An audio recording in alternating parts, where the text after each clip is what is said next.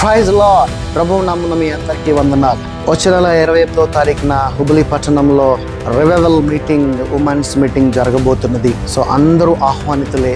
ప్రతి విమెన్ ఆ రోజున డాక్టర్ రెవరెండ్ లిల్లీ డానియల్ గారు, మన జెస్సీ పౌల్ గారి యొక్క తల్లి గారు ఒక మంచి టెస్టిమనీతో మన మధ్యలోకి రాబోతున్నారు. అలాగే ఒక మంచి ప్రసంగంతో ఈ హుబ్లీ పట్టణంలో ఉన్న ప్రతి ఒక్కరి గురించి మాట్లాడటానికి ఆవిడ వచ్చే నెల 28వ తారీఖున మన మధ్యలోకి ఒకరోజు కూడికగా ఉదయం సాయంత్రము 2 పూట్ల జరిగే ఒక కూడికలోకి క్రిస్టియన్ ఫెలోషిప్ దగ్గర ఆ యొక్క ప్రాంగణంలో జరిగే ఈ కార్యక్రమానికి రావాలని మనస్ఫూర్తిగా మిమ్మల్ని అందరినీ వేడుకుంటున్నాను. ఈ యొక్క కార్యక్రమాన్ని ప్రారంభించిన వారు, ఇది ఎవరైతే ఆర్గనైజేషన్ చేస్తున్నవారో రోహి మినిస్ట్రీస్ రేచల్ మేడం గారు. సో ఆవిడ ఈ యొక్క కార్యక్రమాన్ని ఆర్గనైజేషన్ చేస్తున్నారు.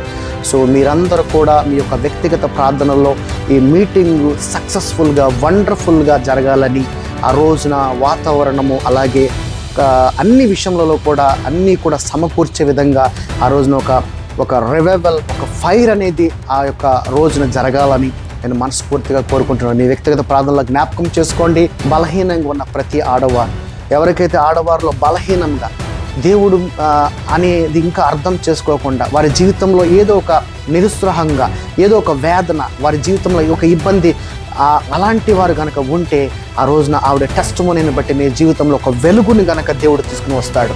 సో తప్పకుండా రండి.